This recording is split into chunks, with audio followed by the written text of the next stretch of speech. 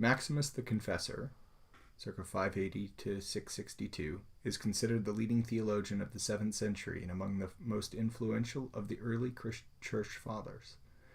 In his 5-volume series, The Christian Tradition, A History of the Development of Doctrine, Yaroslav Pelikan opens his work on Eastern Christianity with this statement on Maximus the Confessor. The dominant figure in the development of Christian doctrine in the East during the 7th century was Maximus the Confessor, whom modern historians have acclaimed as the most universal spirit of the 7th century and perhaps the last independent thinker among the theologians of the Byzantine Church, as probably the only productive thinker of the entire century, and as the real father of Byzantine theology. Adroit diplomat, introspective ascetic, dogmatic theologian, resolute confessor, who came to stand between Pope in Rome and the Byzantine Emperor, Maximus's biography is as enigmatic and mysterious as his theology. He lived in both Constantinople at the center of the Byzantine world and in Carthage in Roman North Africa. He wrote his treatises in the Greek language, but collaborated with the Latin Church in order to secure the condemnation of monothelitism, which had been favored by the Byzantine emperor. When on trial before the Senate in Constantinople and asked why he loved the Romans but hated the Greeks, Maximus responded, "We have a precept which says not to hate anyone. I love the Romans as those who share the same faith, and the Greeks as sharing the same language."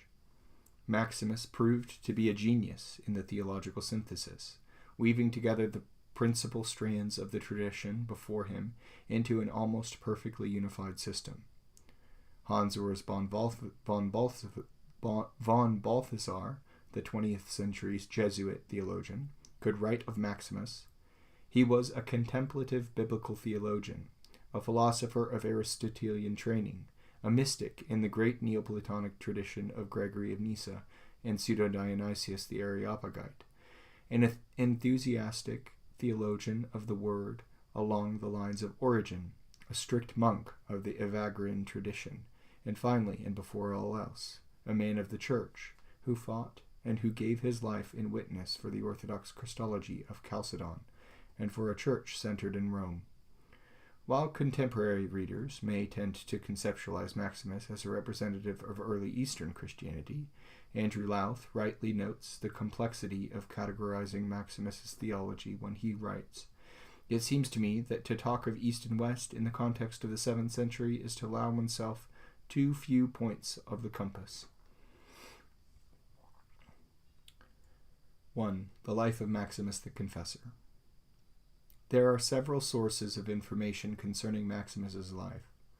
First, we find the biographical comments in Maximus's own literary corpus.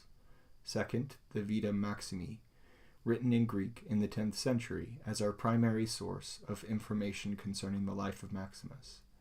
The Vita Maximi also exists in a Georgian version, and the Georgian version includes some information that supplements the Greek tradition.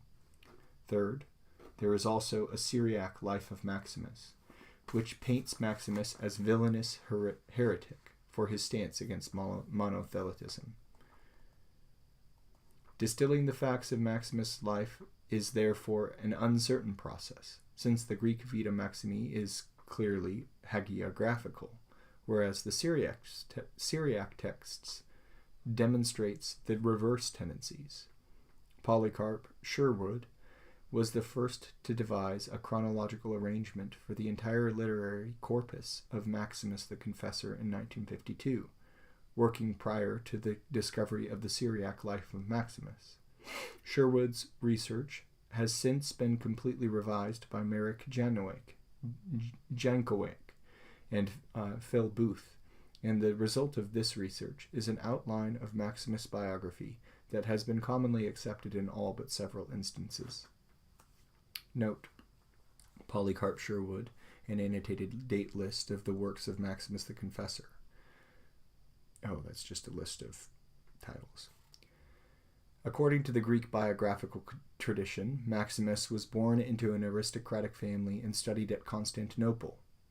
The Syriac tradition immediately contradicts this, claiming instead that Maximus was born in Palestine as the son of a Samaritan cloth merchant and a Persian slave girl, given that Maximus possessed an incredibly refined literary style and was to become the secretary to Emperor Heraclius, reigned AD 610 to 641, the Greek tradition is far more likely to be accurate on this point.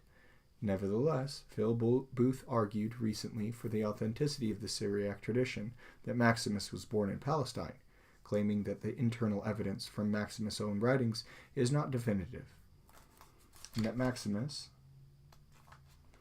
connections to the Constantinopolitan court could have been achieved apart from an education in Constantinople. It was Heraclius who returned the relic of the true cross, reportedly discovered by Constantine's mother Helena, from the Persians back to Jerusalem in AD 629 or 630. This symbolic act established for him a reputation as a successful military commander and won him favor among the Christian populace in the West. But the politics of the empire were dramatically altered in the years immediately following, when Muslim invaders captured 3 of 5 patriarchates, Jerusalem and Antioch in 638, and Alexandria in 642. This new political reality left only Rome and Constantinople as uncontested centers of the Christian world. At about 35 years of age, Maximus left his prestigious post with Heraclius and became a monk at the monastery of Chrysopolis, located in modern-day Üsküdar, the district of Istanbul, lying on the southeastern bank of Bosporus. Some have seen this conversion to a monastic vocation as a window into Maximus' temperament, revealing that the demands of courtly life were ill-suited to Maximus' uncompromising personality. In 626, an alliance of Avars, Slavs, and Persians besieged Constantinople. There were perhaps 80,000 men in the allied armies, with the Avars attacking by land from the European side and the Bosporus, the Persians by land from the Asian side, and the Slavs by sea. These massive forces assembled against an estimated 12,000 men defending Constantinople, but failed to capture the city and topple the empire. Constantinople's victory confirmed the loyalty of the people to the Patriarch of Constantinople, Sergius I, who would become the primary promoter of monothelitism, or the doctrine that Christ had only one will. During the siege of Constantinople, Maximus left the monastery of Chrysopolis, eventually arriving in Roman North Africa by around 628, and soon thereafter settling in Carthage. Maximus would never again experience peace in the city of Constantinople, but returned in circa 654 as a prisoner for his defense of the doctrine of the two wills of Christ. We have very few certain details concerning Maximus's lengthy period of exile in North Africa, but we do have a record of Pyrrhus and Maximus's debate at Carthage in 645, where Maximus persuaded his friend and former Patriarch of Constantinople that Christ indeed had two wills. We also know that Maximus traveled to Rome in order to take part in the Lateran Council of 649. From the details of Maximus's arrest and trial, we can construct with some confidence the following concerning the period of Maximus's sojourn in Roman North Africa. After his arrival in Carthage, Maximus came to settle at the monastery called Eucrates, where Sophronius was abbot, who was later to become Patriarch of Jerusalem in 634. Maximus and Sophronius developed a close friendship, and deeply influenced by Sophronius, Maximus began to demonstrate himself to be a defender of Chalcedonian orthodoxy against monophysitism, monergism, and monothelitism. The Council of Chalcedon in 451 had defined that Christ had two natures, stating that Christ is acknowledged in two natures, unconfusedly, unchangeably, indivisibly, inseparably. While this definition was not accepted by the Oriental Orthodox or non-Chalcedonian churches of Egypt, Syria, and the East, and because of the increasing threat of Persian and Muslim invasions in these regions, there was increasing political pressure to maintain unity with the non-Chalcedonian churches. In direct opposition to the Council of Chalcedon, monophysitism posited that Christ had in fact only one nature. Far more subtly, monism sidestepped the question of the number of Christ's natures and wills and affirmed that Christ acted with a single operation. Maximus' position, which has sometimes been positively determined diotheletism, argues that Christ had two wills. Because Maximus determined that will is a part of nature, and because Christ has two natures according to the Council of Chalcedon, he concluded that it was necessary for Christ to have two wills. Note: Ian McFarland explains Maximus' concern lucidly. Over and against the monothelate claim that Christ, as one person or hypostasis, had but one will, Maximus insisted that proper interpretation of the Council of Chalcedon demanded that Christ be confessed as having two wills, corresponding to his existence in two natures. Only so was it possible to honor the venerable principle that which Christ has not assumed he has not healed. Naturally and by grace, Maximus the Confessor on the operation of the will. I'm going to stop reading the note there. As a way of attempting to bring resolution to the controversy, in 634, Sergius I, Patriarch of Constantinople, issued a Cephos, which determined that one should not speak of either one or two operations in Christ, but rather of Christ operating in divine and human realities. Maximus approved the Cephos, although he requested further clarification on certain points. Honorius I, Bishop of Rome, from 625 to 38, issued a letter of congratulations to the Eastern churches on achieving doctrinal unity. But in fact the dispute had not been resolved. In 638, Emperor Heraclius issued an Ecthesis, which repeated the key elements of the Cephos, and ruled monothelitism to be the official form of Christianity in the Byzantine Empire.